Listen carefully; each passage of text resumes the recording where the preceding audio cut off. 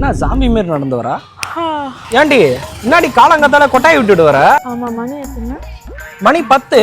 டேய் 10 மணியா? நடுராத்திரி 10 மணிக்கு ஏன்டா என்ன ரெடி ஆயிட்டு வர சொன்ன? என்னது பட்டப்பகல் 10 மணி உனக்கு நடுராத்திரியா? அம்மோ நான் கிட்ட கொஞ்சம் பேசணும். ஏரியாக்குள்ள வச்சா காண்டா மரம் பூந்துருச்சா நான் சத்தம்லாம் கேக்குது.